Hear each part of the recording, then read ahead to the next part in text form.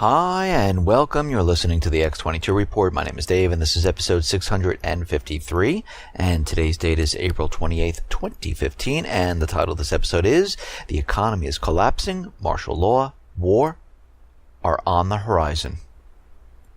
Let's get right into the economic collapse news. Now, out in Greece, we understand that Greece is trying to bring in as much money as they possibly can. And right now we understand that local municipalities have mutinied. They're not handing over their cash. And this poses two problems. One, they will not be able to meet their payment with the IMF. The other one is now they're short of about 400 million euros for wage and pension payments. Basically, Greece is running out of money. They have nothing left at this point, and we're going to have to see how the Cyprus government is going to proceed in this way. Of course, they're out there continually telling everyone they're not leaving the euro, they're sticking with it, they're trying to work out a deal. And to me, it looks like they're heading down the path where they most likely are going to have to default, because there is no economy in Greece. It has fallen apart.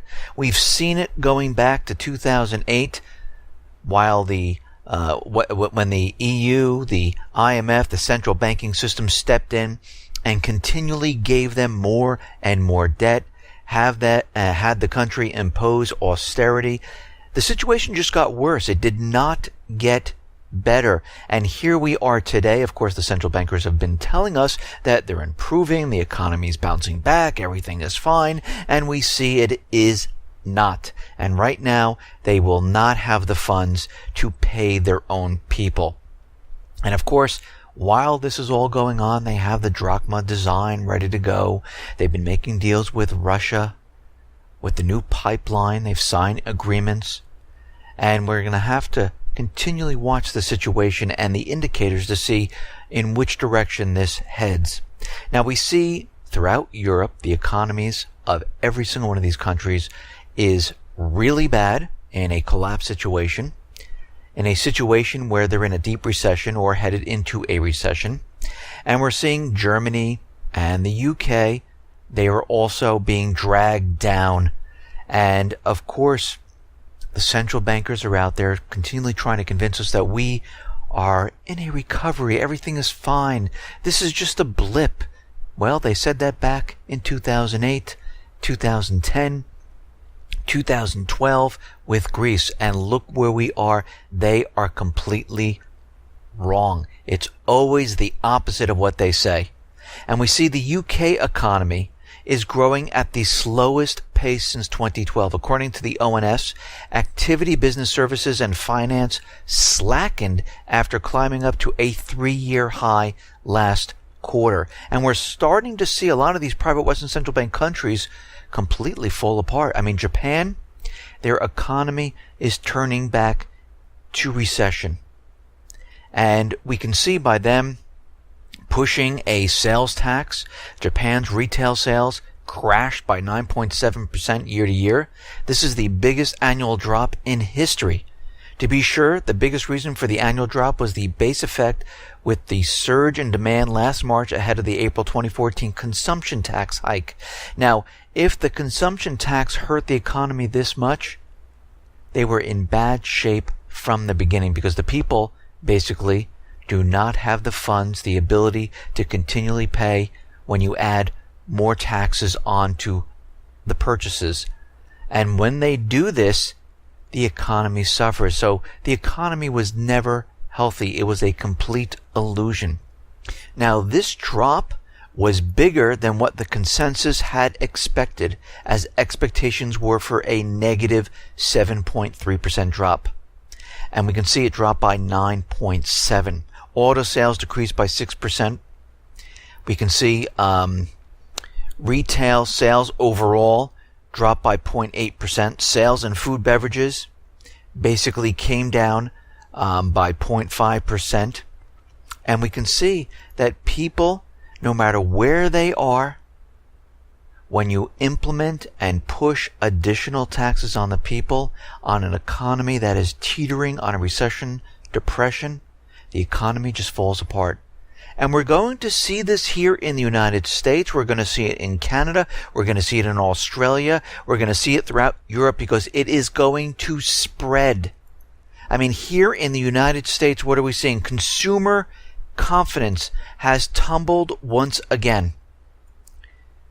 They were expecting a jump of 102.2, but it fell by 95.2. This is the lowest since 2014. This is the biggest miss since June of 2010, right after the crash in 2009. What's happening here is the government, the central banking system, they're continually trying to keep this illusion alive. They're pumping up all the bubbles. They're manipulating the statistics, and they're trying to convince everyone that, yes, don't worry, everything is fine. Look at the stock market. Look at the stock market. It continually goes up. Don't look at precious metals because we're going to smash those down. Nothing to see here. You don't want them. But what's happening is it's the opposite of what they're trying to tell you. Don't look at the stock market. Look at the precious metals, because when this thing comes crashing down, people are going to lose their shirts in the market. Yes, they're playing it right now, and they're making gains, but eventually those people who don't have the inside information, the rug is going to be pulled out from under them, and it's going to come crashing down, almost exactly like the housing market, where the corporate media, the government is telling everyone this is a great time to buy at the highest point of the market. This is the worst time to purchase. You wait until the houses come down and crash, then you pick them up. But right now we see Kay Schiller out there telling us that the prices of homes increased. Now, they didn't increase in every city. We saw increases in San Francisco, and Schiller looks at a 20-city index. And I've been looking around, and I'm seeing other cities' prices are starting to fall. And we saw this back in 2007, 2008. We saw certain areas where real estate started to crash and other areas where prices were continually going up. But guess what happened? Those places where prices were continually going up, those were the hardest hit places when the crash came. And what are we seeing right now? Well, we're seeing in Cleveland and in Las Vegas, prices have fallen. San Francisco, prices are up. So it's not happening everywhere, but it is happening where prices are leveling off and they're starting to come down. And basically what we're going to see is this is going to spread all over the country. And those places that are seeing a rise in prices, they're going to start to fall, because we have to understand this. It makes no sense why these prices are increasing. I mean, think about this for a second. The mortgage companies in Bank of America, J.P. Morgan Chase, Wells Fargo, and many other mortgage companies have laid off tens of thousands of people. The everyday working American who was hit in 2008 has their credit ruined. They don't have the high-paying job that they once had, lost a lot of their wealth, and they're not purchasing homes right now. The youth of America who are graduating college can't even make their student loan payments. This is why Obama put forth that program that modifies their student loans, defers them, and now they're trying to allow the students to basically declare bankruptcy and write them off. This is what they want to do. Most of the graduates cannot find a high-paying job. 80% of them cannot do it, so they're getting part-time jobs living with their parents. They're not saving any money. And from looking at this, what do we see? And this is coming from Gallup, that the American dream of owning a home is dead for hundreds of millions of Americans. According to the poll, the number of Americans who do not currently own a home and so they do not think they will buy a home in the foreseeable future has risen by 1/3 to 41% versus 31% 2 years ago. Why is this? Think about what's happening here. They're telling us the prices are going up, and the youth of America, the everyday American, They don't have the funds to purchase a home. And this is why they're implementing those programs offered by Freddie and Fannie and some banks. We're offering 0 down payment. We'll pay for your closing costs. Freddie and Fannie is 3% down. If you have a heartbeat, we'll give you a loan. A lot of people are still having a tough time getting a mortgage. And the reason why they're doing this, they're trying to pull in anyone they possibly can. But the thing is, home ownership, the rate of home ownership tumbled from 64 to 63.7%, which is tied for the lowest historic print since the first quarter of 1986, with the only difference that the trend line was higher. At this rate, by the end of 2015, and certainly by the end of Obama's second term, the U.S. homeownership rate will drop to the lowest in modern U.S. history. But the prices of homes are continually rising. This entire system is manipulated. What the government and the central bankers are doing is they're giving free money to those investment companies, hedge funds. A lot of them are investing in these homes. They've been told to hold on to these homes, to rent them out, but do not sell them. The banks, most of them will not foreclose on a home. Why? Because they will then have to say, okay, we have to put it back on the market. And if they put all these houses on the market, guess what happens? The price goes down. So they're told, do not foreclose and basically take them off the market. And this way it looks like we have a shortage of homes. The prices go up. Foreign investors are coming in. They're paying cash, holding on to these homes or parking their money. But the everyday American is not out there purchasing. So basically what they did was they kept houses off the market. They drove the prices up. And this is a complete bubble because it's made of junk in and you're going to get junk out, because now they're sucking in anyone they can to fill the void. And these prices are starting to come down in many of the cities. We see manufacturing today continually getting worse. For the second month in a row, Richmond Fed printed below 0 at -3. Worse than what they expected, which was a -2. This is the fifth miss of the last 6 months. New order volume, capacity utilization, and shipments all printed a negative contradictory level. It is completely falling apart, and this equates to what's happening in the Baltic Dry Index. The Baltic Dry Index is completely flat. It doesn't go anywhere because this is the raw material they need for manufacturing. If people aren't out there purchasing, the manufacturers don't have to produce and they don't need the raw material. And we can see right now the Baltic Exchange Main Sea Freight Index, which tracks the rates for ships carrying the dry bulk commodities, remained flat on Monday on muted shipping activity. The entire system is slowing down. But China and Russia, they're continually out there. They are making deals. They're trying to boost the economies of different countries. They're not bringing in troops, forcing the countries to do something. They're helping. The United States used to be like this back in the 40s, back in the 50s, and the 60s. But things have completely changed.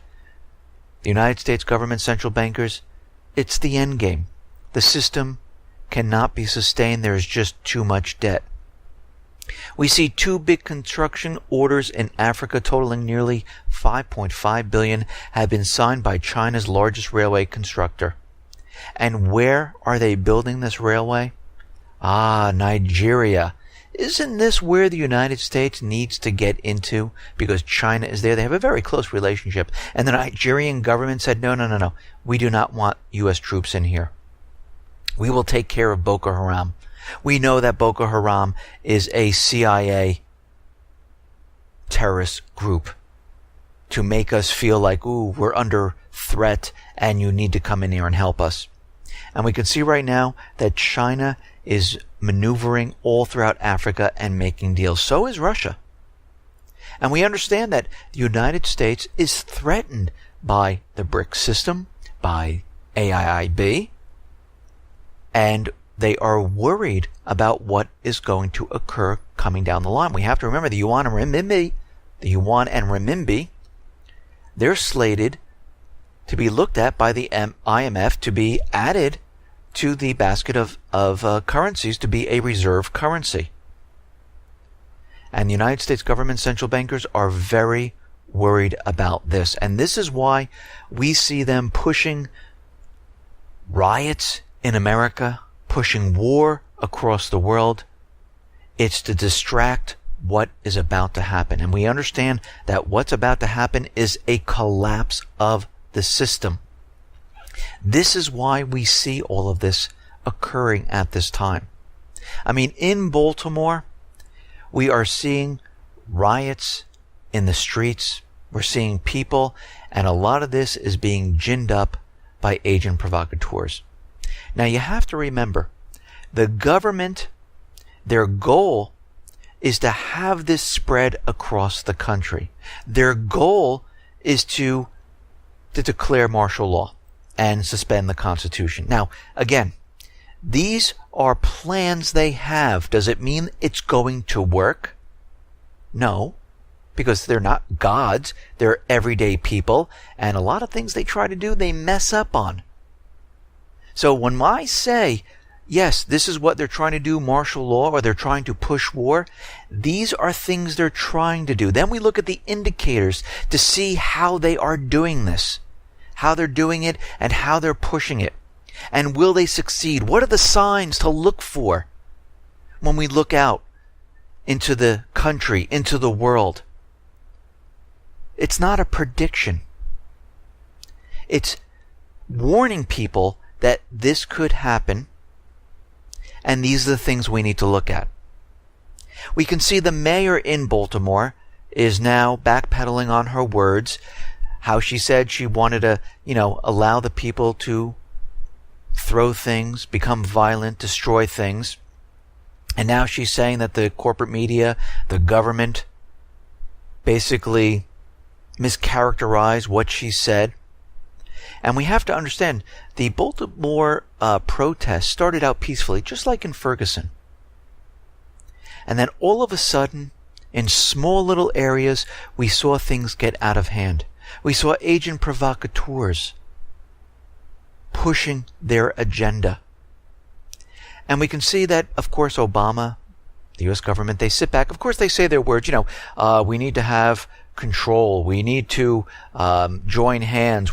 But they sit back and they watch. They want it to be the flame to be fanned up. This is what they are doing at this point in time. Now, the thing is this entire thing being manipulated? And we're starting to see signs that, yeah, it is. It is being manipulated. And some of the things that we're seeing is that the police left unprotected police vehicles parked very close to where all the protests have been happening. The police had to know that these vehicles would be prime targets if violence erupted. So where were the police while those vehicles were being smashed and set on fire? They just left them there. It was good footage for the corporate media. Police said an online call was issued for a purge. I don't know if everyone has seen that movie Purge, but this is when one day a year people go crazy, they kill, they destroy, and we can see that someone was out there calling for a purge. The authorities also knew in advance that law enforcement officers were going to be specifically targeted on Monday. And you have to remember, this is not about race. This is about controlling the American people. They want you to think it's about race, so people take sides, but this is about the elite trying to control the American people by declaring martial law. And of course, we understand the government and the corporate media was putting out there yesterday that they said the Blood and the Crips, they were out there telling everyone to destroy, to, riot, and all this propaganda. Well, guess what? It didn't happen. They're also saying that the Nation of Islam is claiming responsibility for brokering the two gang members, the Bloods and the Crips, coming together to call for riots. I mean, they're bringing everything in here, even the kitchen sink. But we can see the Blood and Crip members are making the rounds in the local Baltimore media to clarify the position of the groups involved in the truce and to debunk what they call the lies of the Baltimore Police Department.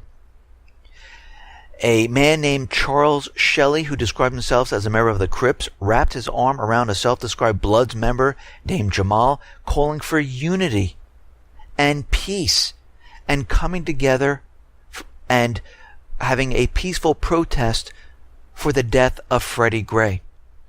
This was all created. It was created to make you think that, oh, look what's happening. Gangs are getting involved. It's a race issue. No, this is the government trying to control the situation. We had Dabu 7 who put up a video showing this woman who is in many different scenes, the same exact woman getting attacked 3, 4, 5 times. These are actors. And a lot of these things started out in a small little area. The rest was being done very peaceful. We saw this happen in Ferguson.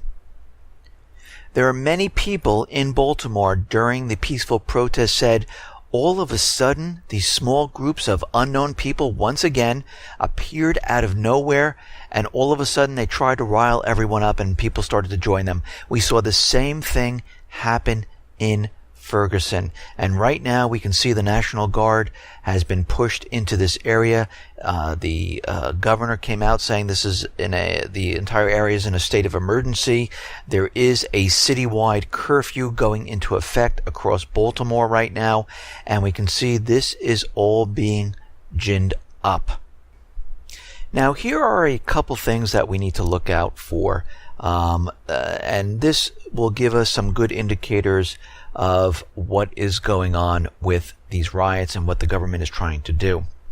If other cities seem to all of a sudden have riots break out where they're smashing things out of nowhere and it starts to spread across the country, this is a good indicator to let us know that they are pushing this a step further.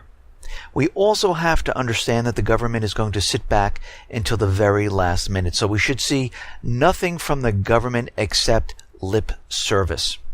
And then when things start to get really bad, this is when they'll say, okay, this is when we need to come in. We need to declare martial law. Now, a lot of people think if martial law is declared, they will not have the resources. They will not have the ability. But you have to remember, the majority of the public will obey the orders. If they tell everyone there is now a curfew in America at 10 o'clock, most of the people will obey. DHS will get the green light. You'll see a completely different side of DHS. They will then coordinate with all the the local police forces, and each police force will then report to DHS, and they will monitor the situation in their towns. And this is why they have the tanks. This is why they have the machine guns. This is why they had the fatigues. This is why they were militarized and ready for this. They will use their Stingray devices now out in the open, because since the Constitution is suspended and your rights are suspended, they can basically do the following. They can put a curfew and have everyone inside at a certain time. Most of the people will obey, so they don't need that many people out in force. They will then use this Stingray to monitor the communications around town to see who's doing what they're saying. They will be able to search people on the street at a moment's notice with no probable cause. They will be able to say, you don't have the right to speak freely, so they can stop all protests. They have the ability to take away weapons and go door to door and search your homes. This would be done very easily. Look at Boston. How many people fought back against the police when they were entering their homes, one after another? Absolutely no one. So they really don't need the forces you think they need. Most of the people here in the United States will obey the government officials. They will obey law enforcement. All that is needed is the few to handle the few that aren't obeying. And they understand this. So we need to watch this situation very, very carefully. Now, out in Ukraine, we're seeing Western banks are reportedly refusing to transfer foreign currency payments from Crimea via the SWIFT transaction system. Transactions by residents and companies registered in Crimea are not being processed and even blocked at this time. And like I said, Ukraine is getting ready for a major offensive. Already we're seeing the propaganda fly. We're seeing the Ukraine military officials say that the separatist rebels are now using rocket launchers to attack us. And of course they leave out the part where they're continually shelling all the different areas like Shirokino, Lugansk, Donetsk, and many other areas, and they leave that part out, and all they report on is that, oh look, they're using rockets, and this is against the Minsk II agreement. Well, they're defending themselves, and of course, they don't want anyone to realize what's really going on in there. Ukraine's leader warned on Tuesday that war with the southeastern people could still break out again, as its military said the rebels had greatly stepped up attacks and widened the area of their operation despite a ceasefire. Now the question is, why would the southeastern people who've wanted peace and worked with Russia to have peace with the Minsk II agreement followed along and brought their hardware back, why all of a sudden would they start attacking? It makes no sense. Think back to the last offensive. They were winning. They could have gone from the southeastern portion and plowed through Kiev and taken over the entire country. They didn't have to stop. They didn't have to say, okay, let's have peace, let's talk about it. They have no motive at this point. Who has the motive? Who is the loser in all of this? The U.S. government, the Ukrainian puppet government, because they want the southeastern area and they want Crimea. So they have the motive of pushing war. Even the OSCE right now is saying that they see increased shelling in the village of Shirokino. It is getting worse there. And where is all of this coming from? Kiev, the Ukraine side. They are the ones who are shelling. We see, as part of the U.S. crisis support package for Ukraine, announced by the White House in April, the State Department awarded about $435,000 to put up a fence, a razor wire fence that will separate Ukraine and Crimea. This is what they have money for. $435,000. That is going to Ukraine, plus the $1 billion in loans, the 17.7 in humanitarian aid, and of course, all the people that are hungry and starving in Baltimore, Detroit. Where is their money? Nowhere to be found. Again, we can see by the actions of the government on what they're really trying to do. And they're really trying to push war. They don't care about the American people. We see now that the United States government central bankers are surrounding, containing China. We understand Japan is now going to be more of an aggressive nature. More sophisticated weapons are going to be placed on the island. We see there's bases in Australia. And now a new deal with the Philippines gives the United States the ability to begin deploying troops to 2 military bases near the contested Spratly Islands in the South China Sea. The new bilateral defense agreement between the United States and the Philippines gives U.S. forces access to at least 8 military bases identified for troop rotation. The disputed Spratly Islands are claimed by the Chinese regime, Taiwan, Vietnam, Malaysia, and the Philippines, but tensions have mainly been around the Chinese regime claims to the region. The newly announced agreement between the United States and the Philippines will bolster the presence of U.S. forces in the region. Again, more military assets provoking China, and now we see they're provoking them with the Spratly Islands and the other islands that Japan and China are fighting over. And this is all being done because they realize that the economy is not going to last much longer. And this is why we're seeing a ramp up of all of this. This is why we see Ashton Carter in the Pacific, making deals, bringing in more advanced weapons, containing China. This is why we see the Middle East, war breaking out there, and the U.S. bringing in more and more ships to control the situation, bringing in more troops to control the situation. This is why we see in Eastern Europe the missile shield and military assets being brought into this area, because the players are always the same. North Korea, Russia, China, Iran, Syria, and the other BRIC nations. We see out in Yemen, because we understand the Middle East is completely falling apart. They're losing control of their puppet governments, and they need that control back. And we can see that the naval blockade is making it very, very tough for the people of Yemen. Amid constant shelling by the Saudi-led coalition, Yemen right now is struggling to import even essentials such as food and water. And right now, the Houthis are continually battling the Saudi bombings. Nothing has changed there because they have not restored the puppet government.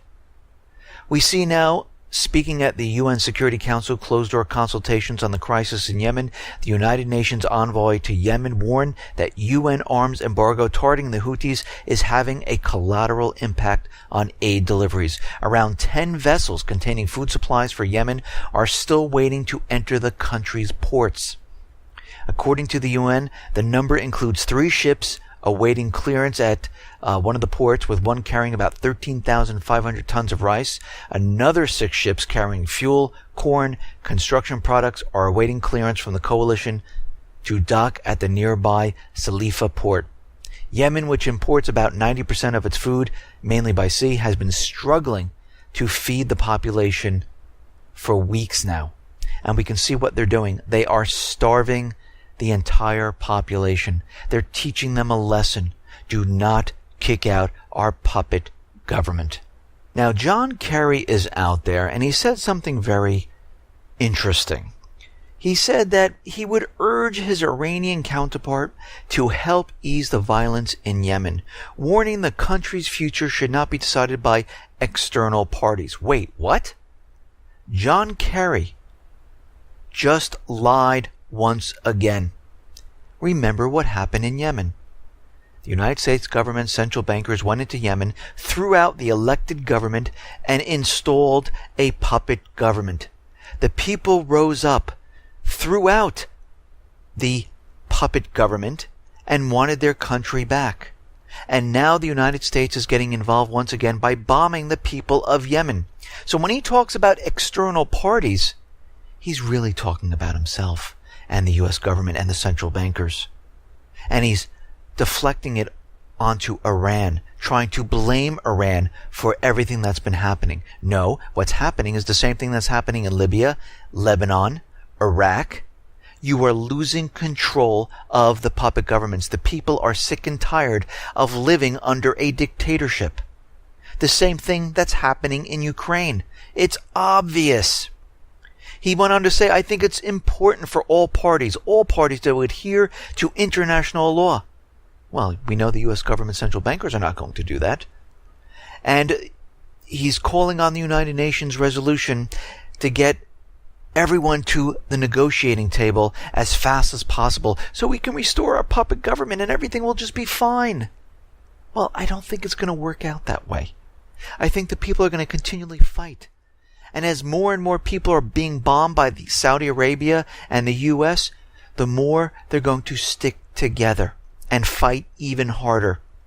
We see more propaganda coming out of the corporate media. They're saying that the German consulate in Aden in southern Yemen was attacked by unknown assailants. And of course, they completely blame this on the Houthis, saying it must have been them. And of course, the Houthis are out there saying, well, no, it was not. We did not do any of this. A seizure of diplomatic missions is not in the interest of Houthis. On the contrary, we are protecting all the state institutions and diplomatic missions. And we can see why they're trying to gin up this propaganda. They're trying to get other countries involved in this. This is what they're trying to do. Now, we have additional reports out in Syria coming out of the U.S. and the corporate media trying to convince us that, yes, Syria used chlorine gas once again. And we know that Assad, why would he do this? What would be the motive of doing this at this point? There is none. And we understand the Islamic State, which is the proxy army of the United States government, of Israel, of the UK, and other nations. They have chlorine. And we understand the 1,200 trained forces by the United States attacked the Syrian armed forces. They did not attack the Islamic State. I reported this on yesterday. So all of this is propaganda being pushed out there. Every time they come out with a lot of propaganda blaming the other side, it is always the reverse. It's always what they are doing. Just like in Ukraine when they're saying, oh, they're attacking us. They're the ones who are violating the Minsk II agreement. They're the ones who are ready to mount an offensive against us. Actually, it's the opposite. Kiev, the U.S. government, they're the ones who are getting ready for an offensive. We see right now that Iran seized a Marshall Islands flag ship. And they're saying that, oh my God, look, they fired at them and this is unbelievable. And we can see through the corporate media, the U.S. government, it's complete propaganda. And of course, oh, the U.S. ships are heading towards this area. But what actually really happened? Well, the Iranian Navy has reportedly seized the Marshall Islands flagship with 24 crew members on board. Actually, I think it was 34. It was previously reported by the media that it was a U.S. vessel, and then denied by the Pentagon. The Navy seized the Maersk Tigris under court order at the request of Iran's Ports and Maritime Organization. And most of the crew is from Eastern Europe and Asia, and there is no U.S. Citizens on board of this ship. Now, the Iranian authorities have released the ship already, and we have to look at the track of the ship. It looks like the ship moved into Iranian waters, and it looked like it was hovering around there. And from this picture, it does look like they were being directed to go directly into the waters of Iran. And once you're in the waters of Iran, you're in Iran's territory, and they have the right to shoot at any ship, to board the ship. Of course, they give warnings. They shoot off the bow. And they say, okay, we're going to take you into custody.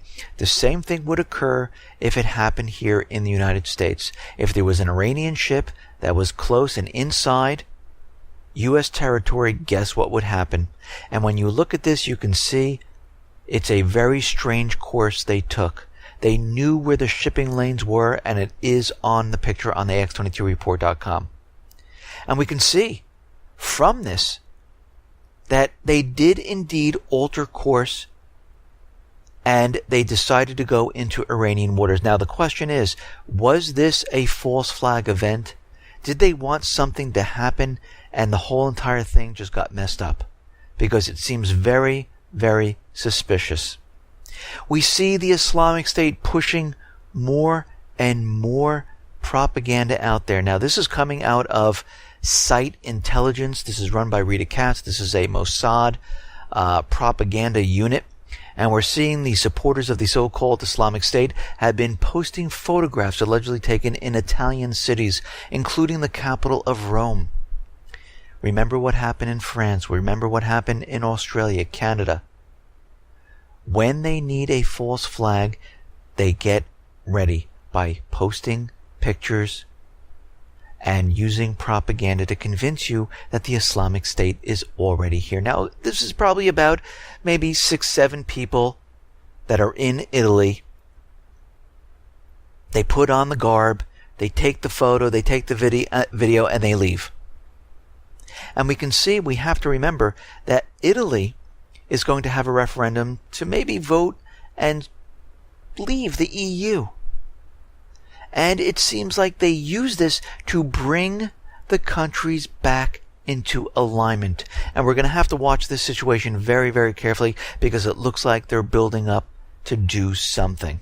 And again, most likely, just like all the other ones, it will be a false flag event. And we'll have to watch this. We'll have to get the information once this occurs. Now, something very interesting in Texas. We understand Jade Helm is coming up this summer, and the police have been notified that an undetermined amount of explosives have gone missing from Halliburton.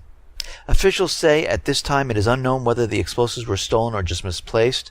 They describe the explosives as oil-filled igniters that are approximately about 2 inches in length and 1/2 in diameter, and there is nothing printed on them that would let the public know that they were hazardous.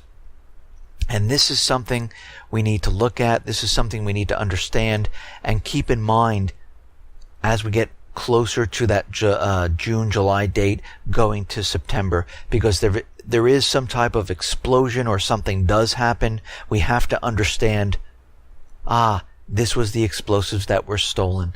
They're doing this on purpose. They're trying to gin something up. Just like in Baltimore, just like in Ferguson.